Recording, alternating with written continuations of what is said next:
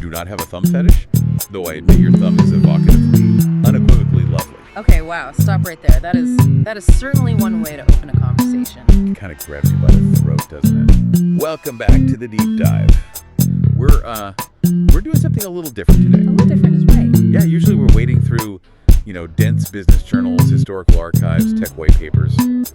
Today, we're wading into the chaotic, messy, and frankly baffling world of, well, digital intimacy. Messy is putting it lightly. We're looking at a stack of documents that captures a digital dialogue, a series of text threads, really between two very specific, very distinct characters. We have Sui Shawi, who seems to act as the sort of grounded intellectual muse, and then we have the sender, often referred to as Erokhane, who is, well, how do we even classify him? A chaotic poet, a surrealist admirer, a man with way too much time and a data plan. All of the above. And the mission for this deep dive isn't just to laugh at the absurdity, though I promise you there is plenty of that. Oh, I'm sure. We want to decode the dynamic here. Because on the surface, this reads like absolute nonsense. We have stray cats, gasoline, Walmart porta potties, and philosophical debates about the utility of thumbs. But do you think there's a method to the madness? I do, absolutely. If you peel back the layers of nonsense, this is a fascinating case study in what sociologists might call performative courtship. Performative courtship. Okay, break that down for us. Well, it's a dynamic where conventional logic is deliberately abandoned. Think about how most people text. How was your day? Did you buy milk? It's transactional. It's information exchange. Exactly. This is world building. They are building a shared hallucination. It's a way of saying, I am going to build a reality so weird, so specific, and so high velocity that only you and I can live in. So let's step into that world. And we have to start right where I started, with the thumbs. A thumb negotiation, yes. Right. So the sender explicitly states he does not have a thumb fetish. But then, in the same breath, he completely fetishizes the thumb, calling it evocatively, unequivocally lovely. Which is a mouthful. It is. But here is the kicker. He refuses to give his thumbs to Sui. And this is the first lesson in the, let's call it the economics of affection found in this text. Economics. We're talking about thumbs. It's a resource allocation problem. Listen to his reasoning carefully. He says he cannot give her his thumbs.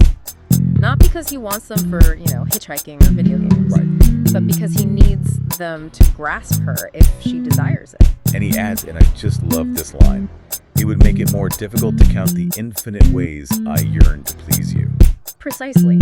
He is establishing a hierarchy of utility. He's saying, I am entirely at your service, but I need my tools to serve you. It's a very, very clever way of maintaining agency while pretending to surrender completely. So he's keeping his thumbs, but framing it as a gift. I'm keeping these for you. Exactly. And that framing of surrender gets even more intense. He moves from his thumbs to his entire existence. He offers this apology, though the text never says what for. And he says, I do apologize with all my mind, body, soul, and material possessions. Okay, that's pretty standard romantic hyperbole.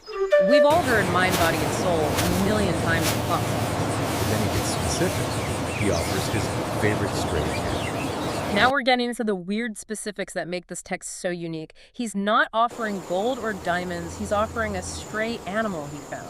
He writes, you can have her if you wish. I am sure she would endear you to divine company, possibly me. That's a fascinating little pivot there.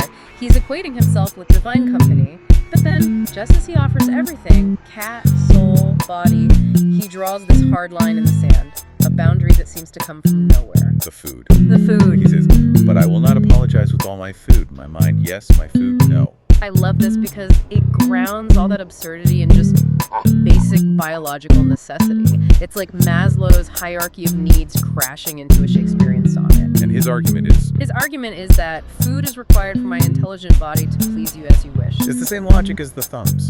It is. It's a utilitarian argument for selfishness wrapped in this blanket of selflessness.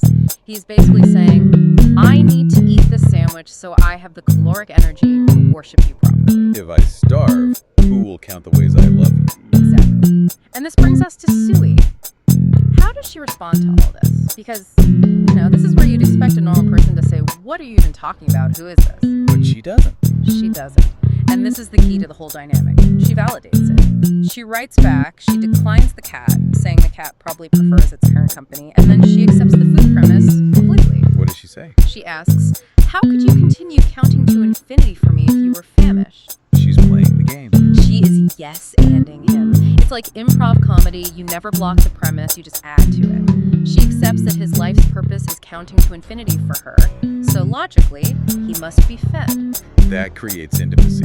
She's not just an observer of his weirdness. She's a participant. She's saying, I see your crazy world, and I'm gonna buy real estate there. Speaking of his weirdness, we have to talk about the backstory he gives for this kind of repetitive behavior. He drops this little anecdote about a former teacher. Ah, the repetition is good for learning story. Yeah. He says a teacher told the class that repetition helps you learn. So naturally, he starts subtly rocking back and forth in his chair. In the middle of class. Right. And he says the teacher laughed, but the rest of the class was clueless. Why would you include that in a courtship text? Hey, just so you know, I was the weird kid who rocked back and forth. Well, it frames him as an outsider, which is a very romantic trope, actually. He's signaling that he operates on a different frequency than the clueless masses. I see. He is inviting Sui to be the teacher in that scenario, the one who gets the joke. He's testing her. Are you one of the clueless ones, or are you in on the bit with me? And that test, it seems to revolve around this central paradox in the text, doesn't it? The battle between beauty and intellect. This is the philosophical core of the thread. This is where we move from, jokes about thumbs to actual vulnerability. He starts by complimenting her, but it's a bit of a backhanded compliment to himself. He says, I am usually overpowered by a human female's beauty, that I never thought I would meet a female smart enough to outsmart her beauty. Let's unpack that for a second. He's suggesting that beauty usually has the stalling effect, either on him or on the person who has it. He expects beautiful people to lack that sharp intellectual edge. But he's shocked to find both in her. And Sui. She doesn't deflect. She just seizes on this immediately. This is her power move. What does she write back? She says, so you finally encountered a rare phenomenon, a true paradox. That is confidence. She calls herself a true paradox. She totally owns the narrative he's created. She confirms his suspicion. Yes, I am that rare thing. And then we get this very strange moment where the sender seems to retreat into technology. He pastes in this block of text he calls a Gemmy quota. Gemmy quota, like Gemini quote, right? Like he went to an AI chatbot for backup. That's my read on it, yeah. The text reads exactly like a generated sociological abstract. It discusses the intellect versus beauty stereotype. It talks about how high intellect women are often out-merited by their own brilliance, making their physical looks irrelevant to their partners because the mind is so overpowering. So he literally pastes a sociological analysis of why she's intimidating into the chat. He does. It's a way of intellectualizing his attraction. He uses it to frame her as Wonder Woman, though he types it as Wonder Woman. He does. But notice what happens right after he elevates her to this superhero status. What does he do to himself? He tears himself down. He starts calling himself an imbecile, super stupid, and foolish. This is the archetype of the fool courting the queen. It's very medieval, actually. How so? While historically, the jester or the fool was the only one allowed to speak the truth to power, often by playing the idiot. And there's a section where he quotes this third party, a voice in his head, maybe a character he's writing, who mocks him. She says, "It is exceedingly challenging to find super hard and super stupid men like you." Super hard and super stupid. That is a specific combination. It's sexual and intellectual self-deprecation all at once. But by playing the fool, by calling himself stupid for trying to attract a woman who demands apples, which, symbolizes knowledge, he makes her the superior being. It's a strategy. A high-risk one, but if it works, it's incredibly flattering. But then the strategy seems to go off the rails. If the first part of the text was about logic and hierarchy, the second half is a descent into pure surrealism. The language itself starts to just disintegrate. Yeah, there's this one long, rambling paragraph where he claims to offer AI's humble opinion, and it breaks, and he starts talking about Aunt Jemima. Aunt Jemima has nothing on you. And syrup on her enticing, luscious lips. And then he gets stuck in a loop of just typing, ooh. It looks like a glitch, but look closer at that tangent about the letter W. Of the double V theory. Right. He argues that the W is unrelated to the V because, actually his logic is completely circular. He says a W consists of two V's, while a V is just half a W. Which is true, visually, but what does that have to do with anything? Nothing and everything. It's presented as this profound, confusing revelation. This is what we call a disorientation strategy. If you're reading this, you are forced to stop, reread, and try to figure out the logic. It keeps her off balance. It keeps her engaged. Exactly. He's not being boring. He's forcing her to engage her brain to decode him. And in the middle of this linguistic breakdown, he gives us one of the most specific, tangible images in the whole text. The ladder. The platinum ladder. He describes a fantasy where he's at her window. But he's not just standing there, he's using a fancy portable stepladder. And he says he had the name Erokhane engraved on it in platinum. And why? He says, so as to remind you that it is the little things in life that matter most. The irony is just palpable. A platinum engraved ladder is the exact opposite of a little thing. It's grandiose. It's absurd. It transforms a standard Romeo at the balcony trope into a slapstick comedy sketch. It's almost like he's afraid of being genuinely romantic, so he has to sabotage it with a joke. Or he believes that genuine romance is the joke, that love is absurd, so you might as well bring a platinum ladder. So the ladder was slapstick. What comes next is a full-blown fever dream. We have to talk about the Walmart saga. Ah, yes. This is the narrative peak of the documents we have. The Walmart porta potty incident. This is where that shared hallucination we talked about earlier hits its climax. Okay, set the scene for the listener. Because this is wild. All right. According to the sender, he's at a Walmart. He sees a woman walking out of a porta potty. He's with his fave stray super fat pussycat. Naturally. As you do. You always bring your stray cat to Walmart. Of course. And apparently this woman falls in love with the cat. But the sender, he doesn't just say thanks and let her pet it. He initiates a bizarre ritual. A deal with the devil, almost. He tells the woman she can hold the cat, but there are conditions. Condition 1, she must wash her hands, but not with water. No. She has to go to the gas station near the Walmart and wash her hands using the gas. Using the gas, not water. And the reason he gives is to deodorize the fumes from the porta potty. Now, scientifically, I feel compelled to tell our listeners, do not wash your hands with gasoline. It does not deodorize anything. It just makes you smell like a fire hazard. It's chemically questionable, to say the least. But, symbolically, it's potent. He's demanding a purification ritual using a dangerous substance. And that's not all. Condition 2, she has to sing. Specifically, La La La means I love you. The Delphonics classic. Right. She has to sing it for this rare pussy I encountered via social media. And the sender claims she actually does it. Oh, she does. He says she pulls out a $100 bill, hands it to the clerk, and requests the purest fuel you've got. The visual here is incredible. Just picture it. You have a woman washing her hands with gasoline at the pump, a grandmother with kids holding the nozzle, the parking lot is flooding with fuel. And this woman is singing in the name of LFF at the top of her lungs. It's chaotic, it's dangerous. And the sender compares the scene to grandmas at your local Walmart, turning into sex machines dancing in the aisles like Britney Spears because of his music. It's a scene of total liberation through madness. But notice the juxtaposition.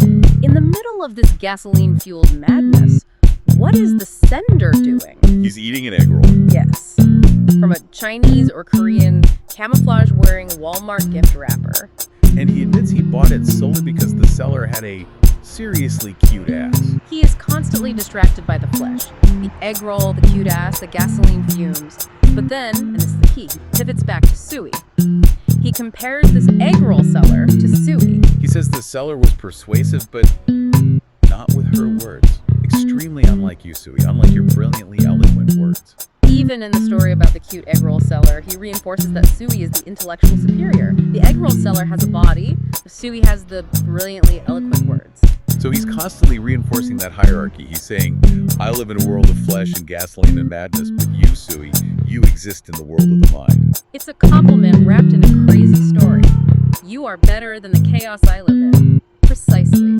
Now, as we come to the end of the source material, things take a turn toward pop culture. He drops a link. He shares a link to Chappelle's show, specifically the Charlie Murphy's True Hollywood Stories sketch about Prince. A classic moment in comedy history. Game. Blouses. It fits the vibe perfectly. Think about Prince in that sketch. He's mysterious, he's talented, he's sexually ambiguous, and he beats everyone at basketball while wearing high heels. He is utterly baffling to normal people like Charlie Murphy. It resonates with the persona the sender's trying to project. He wants to be the prince of this text thread. enigmatic and cool. But then, right at the very end, the mask slips a little bit. He drops a sudden ultimatum. It's startlingly specific. It really is, he writes. You will not witness me peeing on anyone or anything except maybe a tree. And he adds the stakes, not even for a $5 Apple gift card. What prompted that? Was there a request? Or is this just him setting the ground rules for their future life together? It feels like a preemptive strike against total indignity. He's willing to offer his mind, body, and soul. He's willing to maybe sacrifice his thumbs. He's willing to wash hands in gasoline. But he draws the line at urination on demand. It's a final assertion of dignity. In a text thread that has been entirely about making a fool of himself, he needs one rule, one line he won't cross. I will not sell my dignity for commerce, not even for a $5 gift card. Yeah. And I think it connects back to a question Sui asked earlier in the text. Remember when she asked about his intensity? Oh, yes. She asked, is it the weight of my words that stirs you, or the force of the woman behind them? That is the real question, isn't it? Is he in love with her? Or is he in love with the game they're playing? Is he in love with the character he gets to be when he writes to her? That's the performative part of performative courtship. Exactly. So bringing this all together, what are we looking at here? We have thumbs, cats, gasoline, platinum ladders, and AI poetry. Why does this matter? We are looking at a relationship that refuses to be boring. That is the primary directive. Boredom is the enemy.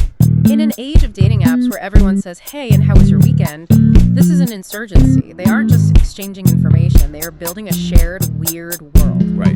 When you can send someone a paragraph about washing hands with gasoline and they don't block you, in fact, they engage with the wit of it, that creates a very specific, very rare kind of intimacy. It's play. It is. It's play as the highest form of connection. The sender creates these elaborate, nonsensical scenarios to prove that he is interesting enough to hold her attention.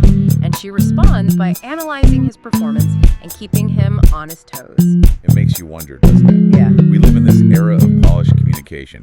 We have AI to write our emails. We have autocorrect to fix our spelling. We have suggested replies like, sounds good, and see you there. It's all very efficient and very sterile. It's efficient, but is it human? Yeah. Because reading this is messy, it's incoherent, it's frankly a little disturbing in parts, but it feels incredibly alive. And that's the takeaway for me. In a world of predictable, sanitized communication, true human connection might actually be found in the willingness to be completely unintelligibly incoherent together. To say, I will be the fool if you will be the paradox. And maybe, just maybe, that's worth more than a $5 Apple gift card.